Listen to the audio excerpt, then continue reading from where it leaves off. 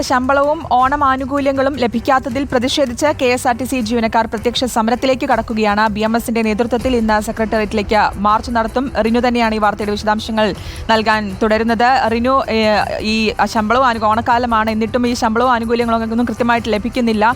ഇതിന്റെ ഒരു പ്രതിഷേധത്തിലേക്ക് തന്നെ, ശക്തമായ ഒരു പ്രതിഷേധത്തിൽ തന്നെ കടക്കുകയാണല്ലേ?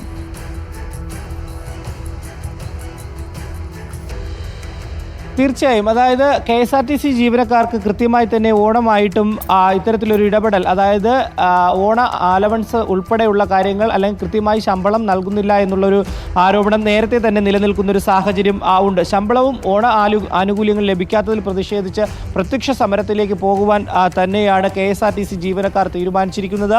ഇന്ന് BMSന്റെ നേതൃത്വത്തിൽ സെക്രട്ടേറിയറ്റിലേക്ക് മാർച്ച് സംഘടിപ്പിക്കുവാനും തീരുമാനിച്ചിട്ടുണ്ട്. ഈ മാർച്ച് നടത്തിയിട്ടും ഒരു പരിഹാരമുണ്ടായില്ലെങ്കിൽ ഓണ ദിവസങ്ങളിലടക്കം വലിയ രീതിയിലുള്ള പ്രതിഷേധത്തിലേക്ക് പോകുവാനാണ് വിവിധ സംഘടനകൾ തീരുമാനിച്ചിരിക്കുന്നത്. ഇന്നലെയും TDF ഉൾപ്പെടെയുള്ള സംഘടനകളുടെ നേതൃത്വത്തിൽ ചീഫ് ഓഫീസ് ഉപരോധിക്കുന്ന ഒരു സാഹചര്യമുണ്ടായി. കടുത്ത സമരത്തിലേക്ക് പോകാൻ തന്നെയാണ്. എല്ലാ ദിവസവും 10-ാം തീയതിക്ക് മുൻപ് മുഴുവൻ ഘടുവും നൽകാമെന്നായിരുന്നു സർക്കാരിൻ്റെ ഉറപ്പ്. എന്നാൽ 10-ാം തീയതി കഴിഞ്ഞിട്ടും ജീവനക്കാർക്ക് ശമ്പളം നൽകുന്ന ഒരു സാഹചര്യം നിലവിൽ ഇല്ല എന്നുള്ളതാണ്. ഇതേ തുടർന്ന് പ്രതിഷേധം കടുപ്പിക്കാനാണ് സംഘടനകളുടെ തീരുമാനം. ഞാൻ നേരത്തെ സൂചിപ്പിച്ചതുപോലെ തന്നെ കഴിഞ്ഞ ദിവസം ഏറെ മണിക്കൂറുകളോളം നീണ്ടുനിന്ന ഒരു പ്രതിഷേധമായിരുന്നു ചീഫ് ഓഫീസിൽ സംഘടിപ്പിച്ചത്.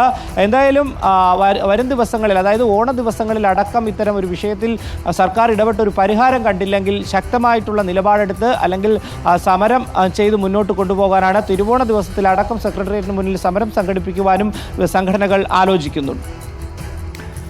റിനു ശ്രീധറാണ് വിശദാംശങ്ങൾ നൽകിയത്.